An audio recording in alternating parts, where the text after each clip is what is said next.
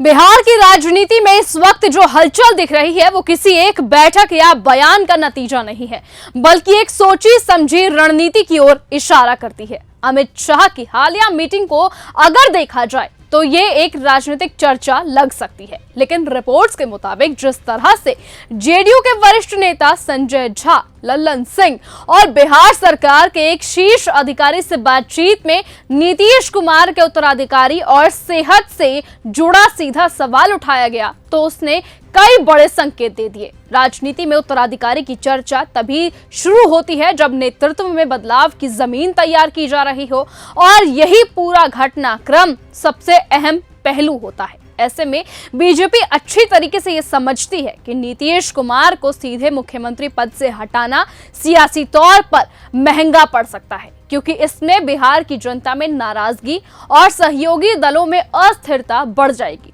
लेकिन इसीलिए रणनीति ऐसी बनाई जा रही है कि जिसमें नीतीश कुमार औपचारिक रूप से तो मुख्यमंत्री बने रहे, लेकिन सत्ता का वास्तविक नियंत्रण यानी कि सीधे तौर पर बिहार के मुख्यमंत्री की कमान बीजेपी के हाथों में आ जाए। स्पीकर पद पर कब्जा, गृह विभाग का नियंत्रण, 2 डिप्टी सीएम की नियुक्ति, ये सभी कदम इसी दिशा में आगे उठाए जा रहे हैं। इन फैसलों का मकसद सरकार के हर अहम फैसले पर पकड़ मजबूत करना है, ताकि किसी भी राजनीतिक मोड़ पर पहल बीजेपी के हाथों में रहे। इसीलिए अब इसी रणनीति के तहत निशांत कुमार को राजनीति में लाने की चर्चा को हवा देना भी अहम माना जा रहा है। नीतीश कुमार अभी तक परिवारवाद से दूरी बनाए रखते हुए नजर आए हैं, और यही उनकी सबसे बड़ी राजनीतिक पहचान रही है। बीजेपी इसी नैतिक दबाव को रणनीतिक हथियार के तौर पर इस्तेमाल करना चाहती है, और अगर नीतीश कुमार के बेटे को आगे बढ़ा दिया जाता है तो उनकी छवि पर सवाल खड़े हो जाएंगे, और अगर वो इनकार करते हैं तो जेडीयू में नेतृत्व को लेकर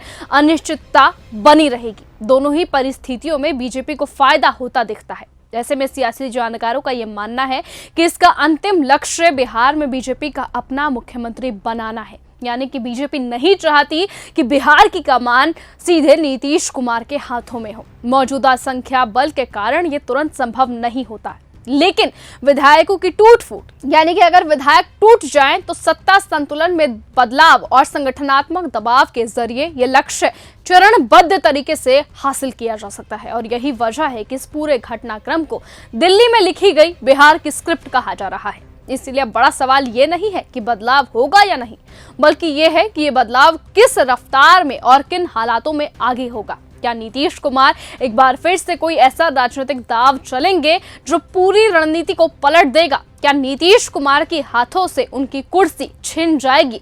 क्या नीतीश कुमार का इस्तीफा जल्द होना तय है? और क्या बीजेपी सचमुच अपना मुख्यमंत्री बिहार में बनाएगी? और क्या जनता उस मुख्यमंत्री को पूरी तरह से अपना मानेगी? क्या जनता उस मुख्यमंत्री का समर्थन करेगी?